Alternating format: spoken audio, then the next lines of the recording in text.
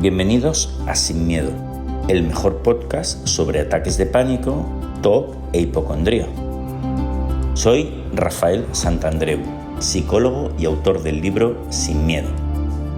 Estás a punto de escuchar un nuevo testimonio de curación. Espero que te inspire y te enseñe. Para más información puedes visitar mi web rafaelsantandreu.es. Adelante, estamos juntos en esto. Como ya sabréis, todos los martes publicamos en las redes sociales, en YouTube, en Instagram, en Facebook, un testimonio de personas fantásticas que han hecho un trabajo de transformación, cayeron en una de estas trampas mentales, que es muy normal caer, y se pusieron las pilas y se superaron y aprendieron un montón en el proceso y nos lo explican. Y hoy tenemos a Valentín de Cáceres, que hizo un trabajo fantástico. Hola Valentín, ¿cómo estás? Hola, buenos días. Encantado de estar aquí, Rafa. Gracias por la invitación. No, hombre, este es un placer porque podremos ayudar a un montón de gente a entender mejor cómo funciona nuestra mente y cómo podemos hacerla más poderosa, ¿no? Valentín, si quieres, cuéntanos qué es lo que tenías tú. Vale, es un proceso un poco largo, pero bueno, digamos que he pasado por diferentes etapas. Sobre todo, la primera experiencia traumática, sí, traumática de verdad que viví en mi vida fue con 20 años en la facultad. Estaba estudiando matemáticas en la Facultad de Matemáticas y de repente, pues en el aula, allí, un momento cualquiera, pues experimenté un ataque de pánico, ¿no? Un ataque de pánico por algo que a posteriori me ha sucedido en varias ocasiones, ¿no? Que es como que mi cerebro tarda en reconectarse con la realidad. Es decir, estaba como bien sabes, pues las matemáticas es una ciencia abstracta, ¿no? Entonces estaba muy metido en mi mundo y de repente, pues no sé, hay como una especie de disociación porque estoy metido en ese mundo interior y algo del mundo exterior llama mi atención y me provoca ahí como una disonancia, ¿no? Una disonancia de algún tipo, no saber muy bien dónde estoy, dónde me encuentro. Y nada, empiezo con taquicardias, sudoraciones y una necesidad abrumadora de salirme del aula. Me salgo del aula y mientras salgo del aula pues empiezo a sufrir pues, los síntomas para mí que siempre me han acompañado y que han sido los más complejos, que ha sido pues de despersonalización y desrealidad, ¿no? O irrealidad. Entonces en ese momento para mí fue un shock, ¿no? Porque claro, te asustaste de cojones. Vamos, sí, muchísimo. Por decirlo claramente. Muchísimo, porque realmente es que no sabía lo que me pasaba. Sí es cierto que en algún momento de la adolescencia, pues no sé, también como tiendo mucho hacia la concentración, pues estudiando y eso, sentía como una especie de flujo discontinuo entre la realidad interior y la realidad exterior, pero no llegaba, digamos, a emanar del todo, ¿no? Pero creo que una cosa, Valentín, que en realidad experimentar sensaciones corporales o interiores que nos asusten, esto es muy normal. ¿Y por qué? Porque el cuerpo hace cosas raras. Si no le prestamos atención, no le cogemos miedo, desaparece y tal, y no pasa nada. Es lo más normal del mundo. Que puede pasar porque estás abstraído pensando en lo que sea, estudiando, eso da igual. O puedes estar viendo la tele y de repente el corazón se te pone a 1000. Sí. Es un poco como, salvando la distancia, eso que nos ha pasado a todos, de que te levantas rápido del sofá, estás tendido, lo que sea, y ves chiribitas en los ojos, que eso nos ha pasado a todos. Pero bueno, como ya sabemos lo que es, no te asustas y se te va al cabo de poquito y se ha acabado. Sí. Es decir, experimentar algo interno es muy raro, es muy normal porque el cuerpo hace cosas rarillas a veces. Y el problema es asustarse o no asustarse. Es muy normal asustarse porque, el ser humano pues nos asustamos de chorradas con facilidad. Y ahí se puede formar una pelota extraordinaria. Por nuestro propio miedo, y no nos damos cuenta e inconscientemente somos nosotros los que luego nos provocamos el problema. Por lo tanto, a ti te pasó en esas circunstancias, pero bueno, a cualquiera nos puede pasar en cualquier otra. Es mala suerte de que te asustes. Sí, mi experiencia posterior sobre todo me indica eso, en ese sentido, ¿no? Que el disparador inicial, si le das credibilidad, pues al partir de ahí viene la alimentación toda de la ansiedad, ¿no? Y a partir de ahí ya los síntomas no sabes ni hacia dónde pueden converger, ¿no? En mi caso no es que empiece sintiendo despersonalización y realidad, empiezo sintiendo una pequeña molestia, algo que me perturba, y a partir de ahí pues se va formando una bola, un proceso de retroalimentación, ¿no? Eso. En el que acabo, pues eso, acabo con visión distorsionada, no sintiendo mi propio cuerpo, incluso pues eso, teniendo lagunas de memoria o no sabiendo ubicarme en el espacio en ese momento, ¿no? Y claro, al final de un síntoma menor, pues se pasa a un síntoma que Que bueno, lo flipa. te acojonas del todo, claro. Claro que sí, es muy normal. La mente funciona así cuando caemos en miedo a algo interno, nos Mm. puede pasar a cualquiera. Entonces, ¿cómo evolucionó la cosa a lo largo de los años? Sí, pues bueno, a partir de ese síntoma, digamos que yo no sabía ni lo que era un ataque de pánico, no había oído nunca hablar de ello, no tenía conocimiento alguno, me asustó bastante, pero bueno, de manera inconsciente, sin tenerlo muy claro, dije, bueno, pues esto no me va a parar y seguí haciendo mi vida, ¿no? Bueno, eso es Eh, bueno. sí, digamos que no se cronificó en el sentido de que no me dejé llevar por el mensaje que daba el miedo, sino Fantástico. enfrentarme a él y seguir adelante, ¿no? Pero curiosamente, digamos, la mayor crisis llega cuando un compañero de facultad, 2 años más tarde, me hace llegar un material. Bueno, a mí me gusta muchísimo leer y todo esto, sabía que era una persona muy interesada por muchas cosas, y me hace llegar unas películas y unos libros que yo no había leído en mi vida, y, y bueno, pues eran todos de bastante contenido depresivo y contenido de enfermedades mentales, Toma básicamente. ya. Y nada, Te bueno, llegó en el momento perfecto. me llegó el momento perfecto. Entonces, claro, yo empecé a leer todo aquello, que, bueno, básicamente pues contaba experiencias reales de personas que habían caído en la esquizofrenia, por ejemplo, con mi edad, además, porque, bueno, es una enfermedad que, por desgracia, pues suele ser Es verdad, los aparece a primeros nuestra edad. inicios, ¿no? Es verdad. Y entonces, pues, eran testimonios tan identificadores para mí, es decir, me veía tan reflejado en ellos, porque además no es que hablaran de personas cualesquiera, ¿no? Sino que hablaban de personas, pues bueno, con determinado talento para determinadas cosas, y yo me veía reflejado en ellos. Encima, Claro, a mí me habían diagnosticado pues sobredotación ahí claro. con 12 años y tal. Y bueno, pues pensaba, bueno, pues ya es que mi mente ya me han dicho que es un poco diferente, y ahora he pasado por este proceso del ataque de pánico y ahora estoy leyendo esto, que cae justo en la edad en la que tiene que caer, pues digo, pues ya está, yo me voy a volver loco. O sea, Ya está, ya hemos liado. Fíjate lo que decíamos de cogerle miedo. ujú. Es que nos puede pasar a cualquiera. Resulta que se te muere un cuñado de un ataque al corazón delante tuyo y al cabo de poco parece que el corazón te va muy deprisa. Ya está, liado. Mm. O sea, a ver, Sí, es sí. la mala suerte. Yo digo muchas veces que caer en una trampa mental, muchas veces por simple mala suerte, de que se juntan cuatro Sí. cosas y te asustas. Sí, además es que como desde ya siempre, ¿no? Evolutivamente nuestra mente tiende a establecer relaciones causales Eso donde es. simplemente hay contingencias, Exactamente. pues enseguida la película está montada, ¿no? Claro. Entonces, entonces claro, pues empecé a vincular mi ataque de pánico anterior, que ni siquiera sabía que era un ataque de pánico, a pues un proceso previo a la esquizofrenia, una alucinación, un delirio, y después pues a identificarme con la vida de estos autores y bueno, caí en un proceso de ansiedad tremenda, tremenda. O sea, ahí sí que ya, ansioso depresivo, claro.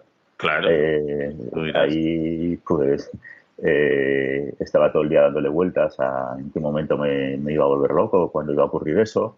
Eh, y la verdad es que no tuve mucha duda profesional porque mi padre, bueno, un poco desesperado, pues me lleva a un psicólogo. El psicólogo me dice que no tengo nada, que en realidad le llama pues crisis existencial. De hecho, me da el libro este de Víctor Frank, el hombre en busca de destino. Bueno, Y, y yo, bueno, yo veía muy claro que aquello no era realmente lo que yo necesitaba, ¿no? Entonces, la verdad es que no sé muy bien cómo, pero yo seguí para adelante, intenté eh, terminar mis estudios, cosa que no fue nada fácil, porque además es una carrera que no es fácil, jodida. y fui, pues eso, sacando fuerzas de donde no sabía que las tenía, y sobre todo hice también nuevamente lo que viene en el libro, pero de manera totalmente inconsciente, es decir, Wow. si me tengo que volver loco, pues que me vuelva loco viviendo, ¿no? Wow. Experimentando cosas, haciendo cosas, ¿no? Qué bueno. Intuitivamente viste que ahí Sí, estaba sí, lo intuitivamente, correcto. claro. Yo veía todo el rato que era como un diálogo entre dos dos tipos de cerebro, ¿no? Un poco la amígdala y la parte más desarrollada, ¿no? Entonces hay un diálogo ahí interno infinito y entonces digo, bueno, pues como esté todo el día dialogando con la amígdala, de aquí no salgo, ¿no? Qué bueno. Tengo que irme al exterior, ¿no? Y entonces, fundamentalmente, como había tenido una vida un poco muy dedicada al estudio, aunque bueno, también había tenido experiencias y todo esto, pero dije, bueno, pues tengo que vivir experiencias, o sea, tengo que salir. Y pues fui a vivirme solo, Wow. allí donde podía encontrar un trabajo, allí iba, aunque estuviera Wow. solo. Qué bueno. Entonces me di cuenta que parte del proceso curativo pasaba un poco por abandonar ese mundo interno rumiante y abrirme al exterior, ¿no? Qué bueno. Relacionarme con la gente y experimentar cosas nuevas, ¿no? Qué bueno. Y, y eso fue lo que me ayudó durante bastante tiempo, me ayudó a salir adelante. Y es verdad que de vez en cuando venían los ataques de pánico, que tampoco sabía que eran ataques de pánico, pero me recordaban aquel primer episodio. Claro.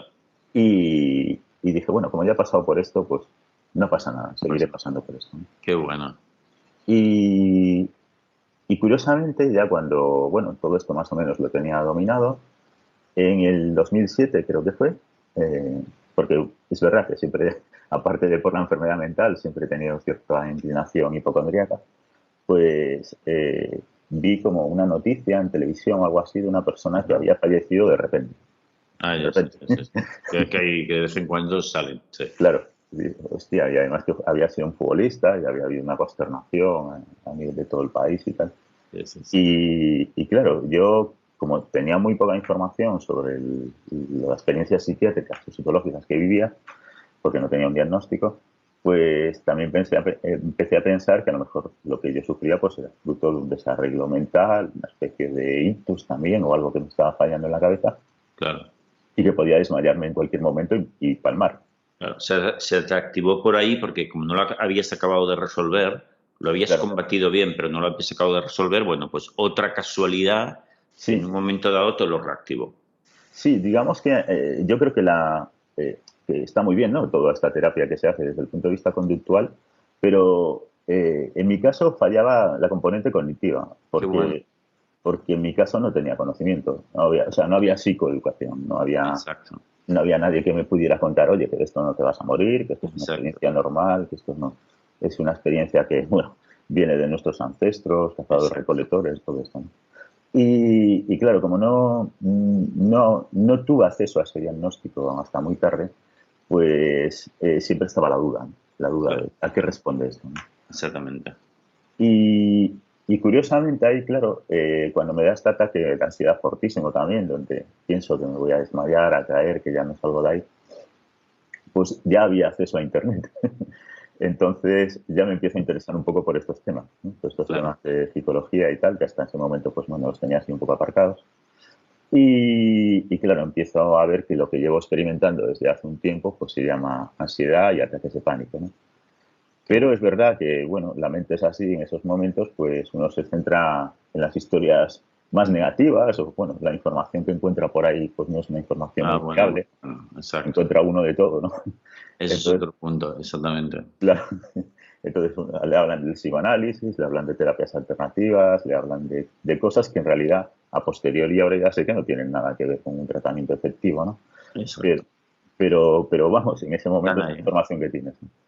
Y claro, eso me puso peor, porque claro, la tendencia que yo veía en estos foros y en estas páginas era de cronificación, de yo llevo 20 años así, de Que te esto no puedes se asustar. sale. Claro, entonces ese quizá fue el peor momento de mi vida, o sea, porque ahí sí que fue la primera vez que no fui a trabajar y dejé de hacer cosas y experimentaba ataques de pánico diarios. Claro, entonces, Diarios. fíjate, justamente has hecho una muy buena relación entre cómo lo afrontaste la primera vez y aquí no, te salió por no hacerlo Mm. y ya te diste cuenta de que eso lo complicaba mucho más. Sí, y nuevamente pues el papel de los condicionantes, ¿no? Es decir, el condicionante en este caso, el disparador, pues era claramente lo que yo echaba en falta de menos, que era lo cognitivo, pero así un mal cognitivo, es decir, una mala información, ¿no? Exacto. Un batiburrillo de información muy similar a cómo estaba funcionando mi mente por aquellos días, ¿no? La equivocada, vamos. La equivocada. Entonces, ya para esto no hay solución, ¿no? Y ya, bueno, pues ahí mi familia, un poco viendo que realmente me encontraba mal, con ataques de pánico diarios, no tenía absolutamente ganas de nada, había adelgazado muchísimo, había dejado de ir al trabajo, pues me llevó a un psiquiatra, de Ujú. la primera vez que iba a un psiquiatra. Y este psiquiatra es la primera vez que me habla de los ataques de pánico tal cual, o sea, no lo que había leído yo en internet, Claro, menos mal. sí, sino una explicación que a mí me viene bien porque yo la necesito como persona Claro. analítica, ¿no? Y tal. Me tiene una explicación más de tipo científico de lo que está pasando en mi cerebro. Genial. Y lo que pasa es que ya sabes que, bueno, ellos lo tienden a ver desde el punto de vista más biológico. Entonces te hablan de la serotonina, Sí. te hablan de que, bueno, pues eso, que no segregas demasiada serotonina en determinadas áreas del cerebro. Y entonces me atiborró, pues, ansiolíticos y y a inhibidores de la recaptación selectiva de serotonina. Que En este muchas veces caso, van bien sí, el citalopram. A mí, desde luego, no puedo decir que me haya mal porque estaban unos niveles de ansiedad tan altos y lo eh, rebajo. y lo rebajó. Claro, eso Entonces, está eso bien. me llevó a clarificar, Sí. a decir, bueno, pues por lo menos me reinicio. No me reinicio en plenitud de condiciones, pero me reinicio, ¿no? Y ese medicamento, pues un poco me ayudó a bajar la ansiedad, Claro, eh, el citalopram, oh, perdón, el Orfidal ya lo fui, la benzodiazepina, vamos, la fui retirando ya rápidamente, a los 3 meses ya no lo tomaba y perfecto. me quedé ahí con el antidepresivo. Muy bien. Y se me dio ya claro, a mí me pasa mucho eso, ¿no? Que cuando eh, ocurre algo que no entiendo, o cuando ocurre algo de lo que no tenía información alguna, pues me pongo a investigar muchísimo, ¿no? Ah, muy bien. Y como la mayor parte de mis ansiedades eran relacionadas, yo las veía así, con miedo a la locura, miedo a la muerte y desrealización, Ajá. o sea, tres cuestiones un poco casi metafísicas, Pero sí, y clásicas, por otro y lado. clásicas por otro lado, pues no sé, me puse a estudiarlas desde el punto de vista de que si mis intuiciones sobre lo real, sobre la enfermedad mental, eran ciertas, ¿no? Entonces, hice yo un trabajo cognitivo a nivel personal muy profundo, aprovechando que tenía conocimientos en física y en matemáticas. Bueno, vamos Ah, a qué ver cómo bueno. funciona la física cuántica, pues, vamos a ver cómo a partir de ahí pues, surgen las propiedades emergentes, vamos a ver cómo a partir Qué de ahí bueno. puede surgir el cerebro, la conciencia. Es decir, todos esos grandes problemas filosóficos, si existe o no el libre albedrío, Sí, sí, qué eh, bueno. pero estudiándolo desde un punto de vista racional, es decir, Sí, sí, sí, sí, científico. Yo también lo he estudiado un científico. poquito. Es harto complejo. Tengo que Es decirlo muy que complejo. quien tenga ganas de meterse lo va a flipar un poco, Sí. porque no Además hay es, muchas teorías, hay muchas son formas de campos muy, explicarlo. muy complicados. Pero bueno, Pero bueno, a mí curiosamente esto me servía, ¿no? Me servía para comprobar que mis intuiciones sobre que no me iban a pasar determinadas cosas estaban asentadas en una base científica sólida, ¿no? qué bueno. Y, y claro, no rehuí ningún problema. Es decir, si había el problema difícil de la mente, ¿de dónde surge la conciencia? Bueno, pues yo leía, intentaba estudiar de dónde podría surgir y bueno, y hacer que mi forma de ver las cosas fuese coherente, que no fuese un Genial. batiburrillo de teorías contradictorias unas con otras, ¿no? Y, y bueno, pues eso ya te digo que me ayudó bastante y estuve mucho tiempo bien, o sea, desde que tomé esa medicación y el citalopram y tal. Y tú, Y entre citalopram y tu trabajo es cognitivo que hiciste, pues bastante bien. sí, y solo hubo una recaída que fue cuando me retiró el citalopram, que es como que sentí un bajón anímico brutal, brutal. O sea, me acuerdo que estaba en Sicilia en un viaje y de repente era como si no tuviese energías, o sea, no podía ni salir del tren. Estaba en el tren y digo, si es que no me apetece ni salir del tren, o sea, no tengo ganas de nada. ¿Cuánto tiempo habías tomado el citalopram? Pues 8 años. 8 años. ¿Cuánto tiempo tardaste en retirarlo? O sea, ¿la retirada fue gradual, muy Sí, rápida? fue gradual, pero ¿Cuánto tiempo gradual? un mes o así. Vale. Es poquito, ¿eh? O sea, Sí, debería haber sido más. sí, Pero yo me porque hoy, encontraba tan bien que digo, "Oh, seguro que lo puedo dejar". sí, hoy en día sabemos, no, no, y si vas a muchos psiquiatras, te dirán que con un mes basta, pero hoy sabemos que es las retiradas cuando has tomado el antidepresivo tanto tiempo, o sea, el cerebro necesita una readaptación a no tener la sustancia, entonces se necesita más tiempo que un mes. Se podría ser 6 meses, un año perfectamente, para cuando se ha tomado el antidepresivo durante más de 5, 6, 7, 8 años, ¿no? Algo así. Pero bueno, entonces, ¿sentiste esto? Claro, ahí tuviste una recaída. Sí, tuve una recaída, la asocié directamente, en este caso creo que la asociación fue correcta, a esta retirada de la medicación. Y entonces, pues digamos que no me atreví a dejarla de todo, pero tomo la dosis mínima. O sea, si en aquel momento eran 15, pues ahora tomo 10. Pues, Perfecto. algo que prácticamente es placebo, pero bueno. Pero bien, pero está guay. Ahí están. Y, y ya la última, curiosamente, después de haber hecho todo este trabajo cognitivo, que a mí me interesa mucho, pues soy una persona muy analítica, muy racional y todo esto, eh, en estas navidades, que llevaba, ya digo, mucho tiempo sin ningún tipo de síntoma, en estas navidades empecé a ver mal. Hablabas antes de lo de las chivitas en los ojos al despertar. Llevaba un tiempo en el que tenía pues esto de las moscas volantes y se me aparecían con muchísima frecuencia delante de la visión y me impedían incluso diferenciar las cosas. Entonces, bueno, ahí me asusté bastante porque pensé que era un síntoma de un ictus o que, bueno, incluso volvían aquellos viejos ataques de pánico. Y fui corriendo al hospital, ¿no? Y en el hospital pues entré con un ataque de pánico. Entré con un ataque de pánico muy fuerte, además, bueno, el hospital estaba lleno, había muchísima gente, no me podían atender, yo cada vez veía peor. Y, y después, claro, empezó la visión túnel que tengo en el momento de la realidad, empecé un poco a disociarme de mi cuerpo y digo, yo, hostia, ha vuelto ya todo esto, ¿no? Todo este mundo de ansiedad que en cierta forma pensaba olvidado, ha vuelto y ha vuelto con fuerza, ¿no? Y entonces ahí también pues me culpé un poco a mí mismo, pues ya te digo, no había recibido ningún tipo de terapia y ahí es donde se comprueba un poco el método y el del libro que tú has escrito, para mí de manera muy acertada, y es que, vale, sí, yo he trabajado lo cognitivo hasta en los aspectos más duros de la realidad o más difíciles de tratar, o incluso más enigmáticos, pero es verdad que no hice ninguna exposición o algún afrontamiento relacionado con, vale, vamos a ver cuáles son tus miedos básicos. Bueno, el miedo básico es el miedo a la enfermedad, el miedo a volverte loco y el miedo a la irrealidad. Exacto. Entonces tú puedes tener todo el conocimiento del mundo, de cómo funciona el cerebro, de cómo se procesa la información, de todo lo que tú quieras, pero una cosa es el conocimiento y otra cosa es la experiencia, ¿no? Sí. Y me acuerdo en eso que me acordaba de un libro de Steven Pinker que decía precisamente eso, ¿no? Que había una neuróloga que solo veía en blanco y negro, ¿no? Y entonces, pues la señora se puso a estudiar todo el funcionamiento del cerebro, cómo procesa el cerebro la visión, todo eso. Y cuando después de una operación recupera la vista y ve un color, no era nada de lo que se había imaginado. Es decir, tenía todo el conocimiento teórico del mundo, pero el qualia, o sea, la sensación que acompaña a eso, le resultaba totalmente abrumadora, ¿no? Wow.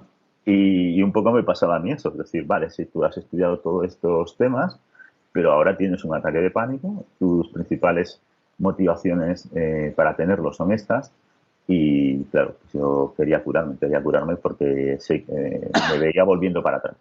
Claro. Y ahí es cuando, no sé, buscando por internet, te conocí a ti,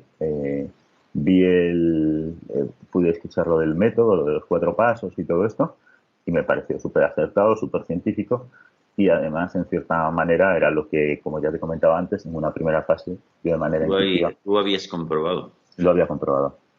Y entonces dije, bueno, pues voy a llamar a Rafael a ver si pueden atenderme, ¿no? Y explicarme un poco más con detalle, pues estos métodos, aparte de contar mi historia clínica. Podría ser que tenga algo más y que no lo sepa, porque en realidad no tenía un diagnóstico serio, ¿no? Claro.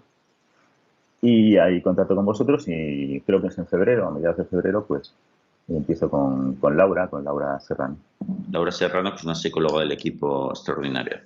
Sí, extraordinaria, desde luego. Porque además, una cosa que yo pensé que no tenía, o vamos, en el momento en el que yo leo sobre todos estos temas, hay una parte de las enfermedades mentales que daba por descartada, que era el TOC. Pero cuando le cuento esta historia sobre todo mi proceso La de búsqueda, hipocondría es un TOC también. claro, dice, pero en cierta manera también parece que es un TOC existencial, ¿no? Aunque yo rehuyo del término, aún lo discuto ahora, en cierta manera, porque es verdad que entiendo, por lo que sé, que digamos el toque es más involuntario, intrusivo, en ese sentido, ese tipo de dudas, ¿no? ¿Qué sentido tiene la vida? ¿Cómo Sí, funciona el eso es cerebro? verdad. Y es verdad que yo me lanzo a ello. Sí, Eh, puede ser, es verdad. Pero bueno, ¿sabes qué pasa? Que en este caso no es tan importante dilucidarlo, ¿no? Porque total hay que atajarlo igual, es decir, sí, con sí, sí, exposición, por lo tanto da igual. Oye, sí. entonces te pusiste a hacer exposición y tal. Entonces, ¿tu terapia cuántos meses ha durado hasta el punto en el que estás ahora? 5 meses. 5 meses, genial. ¿Cómo dirías que estás? Sabes que me gusta hacer esta pregunta, de 0 a 10 en estos momentos. Yo creo que estoy en el 9, cerca del 9,5. Wow. Que, y fíjate, Eh, ¿y qué eso significa? Que ataques de pánico, imagino que prácticamente ya no tienes, que puedes No. tener alguna amago, pero Mm. se pasa enseguida, y todo eso. Oye, y sobre todo, corrígeme si me equivoco, que sabes, ya no le tienes miedo, que esa es la cosa más importante de todas. Sí, eso es lo importante.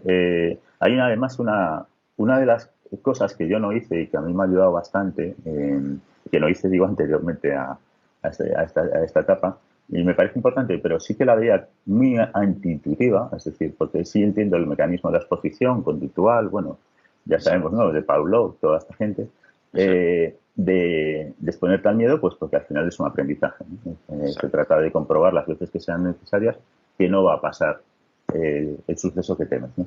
exacto. Ese me parecía pues una metodología pues, claramente científica, ¿no? Pero tenía más dudas con el tema de la exposición cognitiva. Es decir, Exacto, ahí me surgían más dudas sí, porque, claro, ¿cómo voy yo a imaginarme lo peor que pasa? claro, Porque la idea está en, no, si a esto no hay que hacerle caso. Es decir, exacto, la idea es no alimentar el miedo. Pero en ese sí, momento no es que el miedo venga a mí, como puede ser en una exposición involuntaria o sí, una exposición del día a día que tenemos cada uno de nosotros que sufrimos esto, ¿no? Pero una cosa es no tenerle miedo, aceptarlo, afrontarlo, pero otra cosa es ir a por él y llamarlo exacto. e inventarte en tu cabeza la peor de las situaciones, ¿no? Exactamente. Pero lo Eso hiciste lo hice y fue bien. y fue bien. Y no sé qué idea tienes tú sobre eso, pero yo creo que funciona un poco el tema ahí de que este diálogo del que hablábamos antes, ¿no? Entre estos dos cerebros, cuando tú estás imaginándote en la peor situación, el cerebro, digamos, más racional es el que toma el mando, ¿no? Sí, Porque es un poco el que se inventa la sí, historia. sí, sí. Hay una parte muy importante que yo creo que es así, que es que si tú te lo provocas y lo vas a buscar, también por otro lado, tu mente o las distintas partes de tu mente sienten que tú tienes el dominio. Eso es. Entonces es diferente, tiene otra cualidad. Por eso yo creo que es muy importante no ser pasivo en la exposición, sino intentar ser lo más activo posible. Irlo a Sí, buscar, porque entonces existe esta cualidad diferente, que es que tu mente sabe que tú tienes el control. sí, efectivamente. Yo creo que es que ahí se fomenta más la neuroplasticidad, es decir, porque en Eso. ese momento abres nuevos canales de redes, porque Sí. estás tú tomando el control de la Y situación además lo puedes hacer más. y lo puedes hacer cuando quieras, eso es. Es- Exactamente, con lo cual la neuroplasticidad la multiplicas. Con sí. lo cual, efectivamente. Oye, pero qué magnífico trabajo que eres. Oye, realmente como matemático, experto en estos temas y en física, tú podrías ayudarnos mucho también, ¿eh? Pues a lo que queráis. Yo la verdad es que mi propia experiencia personal y mis conocimientos sobre el tema creo que me han dado una visión bastante amplia de cómo Sí, sí, funciona todo porque esto. ya estamos teniendo una discusión súper técnica y Sí. que es difícil de tener. Oye, Valentín, ¿estás contento de haber hecho este trabajo en estos meses? Que por otro lado seguro que ha sido muy duro, pero ¿estás contento de haberlo hecho? Sí, para mí ha sido durísimo, pero digamos que fue como una síntesis de lo que yo intuí. De lo que intuí en su momento fue una confirmación, Claro, con lo cual, pues en cierta manera lo vi como algo natural, es decir, ese qué bueno. proceso, esa condición necesaria a la que tú hablas a veces, la de tener fe en el proceso, en ese sentido para mí no fue necesaria porque veía que de manera intuitiva yo ya fui conducido a ese tipo Claro. de proceso. exactamente. Entonces, es verdad que, claro, no lo hacía de manera sistemática, no tenía un programa, no tenía un diagnóstico claro. También creo que es importante lo de programar, ¿no? Bien las exposiciones Eso, para que el cerebro en ese momento esté en su máxima plenitud, ¿no? exactamente. Y lograr la plasticidad. Una, digamos, exposición improvisada carece un poco a veces de la toma de conciencia plena de lo que estás haciendo y Sí, por lo tanto las nuevas redes tardan un poco más en generarse, ¿no? Creo. totalmente. Planificarlo, ese es otro punto muy importante. Mm, Planificarlo como una campaña, tal y como haríamos yendo al gimnasio, que dices, bueno, de aquí a 6 meses me voy a poner un poco como Schwarzenegger y tengo que sí, hacer esto y esto, los martes, los miércoles esto, los jueves y los otros lo otro, sí. y voy a comer batidos de proteínas. Pues eso es lo que hay que hacer. Sí, sí, sí. Digamos, el proceso más duro es eso, que cuando estás tanto tiempo en exposición, aparte de la ansiedad que generas, es el estado un poco shock, ¿no? En el que te encuentras a lo largo del día, Eso porque, es. bueno, no has dejado de hacer otra cosa que pasar por malas experiencias, ¿no? De hecho, mira, aprovechemos para decir un fenómeno así un poquito más, creo que no he hablado nunca en estos vídeos, que muchas veces sucede que mientras hacemos todo este proceso expositivo, es muy común que la gente te refiera que te diga, hostia, pero estoy como, he mejorado un montón, estoy muy contento o contenta, pero me siento como un poco tristón Mm, o desfondado muchas veces, ¿eh? Y yo les digo, y claro, es que estás trabajando tanto, estás echándolo todo, el desgaste energético, emocional es tan fuerte que eso sucede también. Pero no te preocupes, mm. eso se pasa. Sigue adelante porque incluso es un indicativo de que lo estás haciendo bien. Te está agotando un poco, pero chico, porque ese es el trabajo más duro que hay. Lo estás haciendo increíble. Sí, sí, sí. Lo que pasa es que, bueno, claro, para mí, curiosamente, esa es una de las partes también más difíciles, ¿no? Es decir, afrontar la ansiedad, pues bueno, es un rato malo, obviamente, pero como todo, pues acaba desapareciendo. Y quizá lo peor es eso, la sensación del día a día, ¿no? Y como te estás programando, y dices, bueno, pues es que dentro de poco viene otra, ¿no? Sí. Y, y claro, pues digamos que no es un programa de actividades muy apetitoso. Muy lúdico, exacto. Y eso es quizá lo que más cuesta. Y también, bueno, un pequeño miedo que yo le comentaba a Laura también que tenía durante el proceso, es que como me estabas poniendo de manera tan salvaje, pues llegar a perder incluso la posibilidad de la evaluación objetiva del miedo. Pero Porque no no sé, pasa, claro, no pasa. pero, pero es un mecanismo tan primitivo que va a estar ahí, ¿no? Va a estar ahí siempre. No pasa, funciona súper bien. Oye, dime alguna de las exposiciones que hiciste, porque a la gente cuando ve los testimonios y tal, le va muy bien a veces ver ejemplos de exposiciones porque eso le aclara de cómo tiene que ser una buena exposición. Sí, a ver, empezamos pues sobre todo por el tema audiovisual, ¿no? El tema de ver películas y ver documentales y tal. Curiosamente, la mayor parte de las películas que veíamos yo ya las había visto en su día y no habían causado especial ansiedad, pero en ese contexto en el que me encontraba ahora sí, ¿no? Por ejemplo, Y ¿viste pelis donde salían personajes que se habían vuelto locos y sí, cosas? Fíjate que incluso esto va muy bien. Cuando tienes la hipocondría de volverte loco, bueno, pues, por ejemplo, ver testimonios de personas en YouTube, que seguro que hay, de personas que, hostia, que están o han tenido una crisis esquizofrénica o que se han vuelto locos, o pelis y tal, es de lo peorcito cuando estás sí, sensibilizado con eso, porque dices, Dios mío, qué horror, esto es lo que sí, me va a pasar a mí. Y te sí, obligas a verlo. sí, lo que pasa, yo le decía a Laura que incluso quería generar más ansiedad y el tema de que fuese una película, mi mente analítica no dejaba de decir, "Buah, esto es una historia". Entonces, o buscaba películas ambientadas en situaciones reales, pero sobre todo ya al final me decanté por documentales. Sí, O sea, y por testimonios reales. O sea, no, yo quiero saber de fenomenal. qué va esto de manera real. A saco.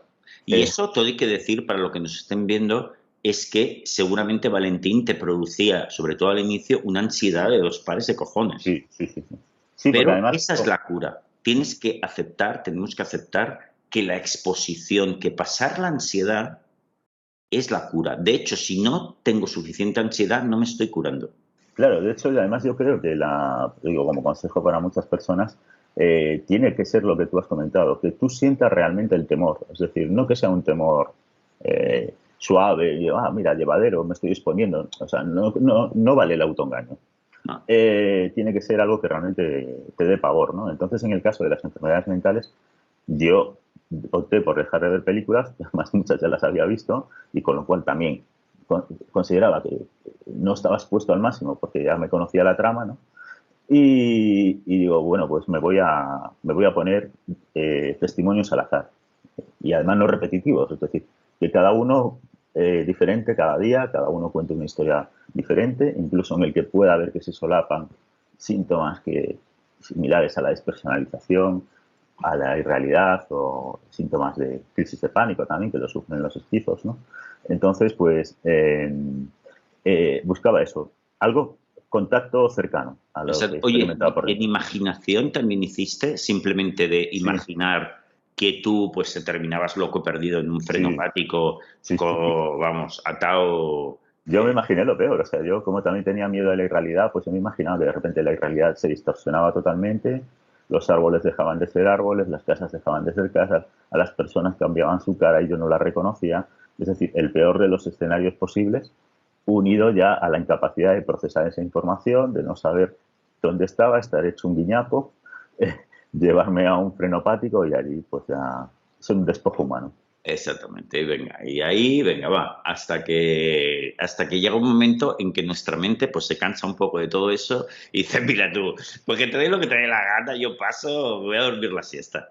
Sí, porque además es que llega un punto que, claro, como tú conservas la racionalidad en el que dices, pero esto es que es totalmente alucinatorio lo que estoy contando aquí. Es Claro, decir, que te puede hasta llegar a dar la risa, ¿no? sí, Que, que a veces me pasa a mí, porque me suelo reír con muchas cosas, ¿no? Y claro, está digo, muy guay. hostia, pero ¿cómo voy hasta ahí? Ya te para un poco, ¿no? Porque esto ya es demasiado. Pero bueno, como ya te digo, yo le dije a Laura desde el primer momento, yo llevo mucho tiempo arrastrando esto y no he encontrado nunca un método más que por mí mismo que pudiera ayudarme y voy a ir hasta el final, ¿no? Entonces, pues eso, yo vi vídeos de testimonios, vi documentales, incluso documentales únicamente dedicados a la esquizofrenia. Eh, Salí solo a multitud de sitios, me acuerdo de un momento que me daba miedo subir a una montaña y pensar que me podía caer de ella, pues subí a la montaña, anduve por arriba, por la cresta. Qué Eh, bonita experiencia, ¿eh? Muy buena, muy buena. Porque eso es de sentir tu propia valentía, tu estar tú contigo mismo y tus peores miedos y experimentar eso también es una cosa gloriosa y bien bonita.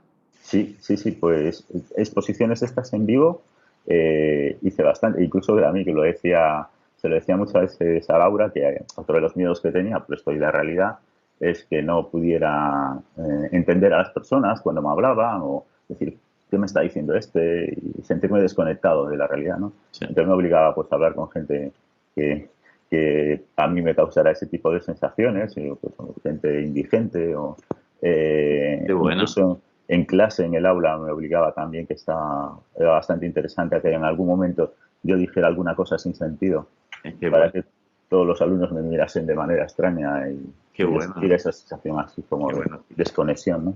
Qué bueno, fijaos, fijaos chicos, que hay que, nosotros, una cosa que decimos mucho, y creo que sale en mi libro Sin Miedo también, que encontraréis muchos consejos, pero hay uno que lo que digo es que el terapeuta te puede ayudar a diseñar exposiciones guays porque tenemos como mucha experiencia. Pero al final, el que sabrá diseñar las mejores exposiciones para tú entrar en contacto con la ansiedad, eres tú. Porque cada mente es diferente y lo que te va a asustar más una cosa u otra y tú lo tienes que encontrar. Por lo tanto, aquí el creativo, de verdad, a la hora de hacer de psicólogo, es la propia persona. Y Sí, entonces tú tienes y que además desarrollar. hay una forma sencilla de saberlo, es que te genere la máxima ansiedad posible. Esa es la dirección. Lo que te pueda acojonar más, pues ahí vamos bien. Ahí. Pero a veces hay que pensar, a ver, coño, ¿cómo me lo puedo provocar? A veces no es tan fácil, ¿eh? Sí, Porque dices, hostias, ¿cómo puedo hacer sentir esa sensación de que se me está yendo la perola, se me estoy desrealizando y no entiendo lo que dice la gente? Y tú encontraste, mira, pues mira, voy a decir chorradas. Cuando la gente me mire así, yo digo, mm, hostias, pues mira, igual vamos por ahí, ¿no? Entonces tienes sí, que desarrollarlo, ¿no? Es muy sí. interesante.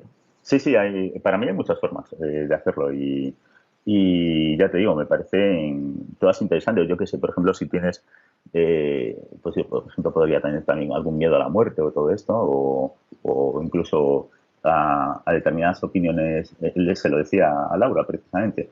Una cosa que también me daba bastante pavor fue el tema de la irrealidad, que al final es la base, ¿no? Es decir, yo creo que en todo miedo, es decir, tú puedes tener miedo a esto, pero en realidad, si buceas un poco, el miedo raíz, el miedo primario es otro, ¿no? Y el miedo de fondo es el miedo a la irrealidad y a sentirte desconectado, ¿no? Y volver a experimentar esas sensaciones traumáticas asociadas al trastorno de pánico, ¿no? Eso es.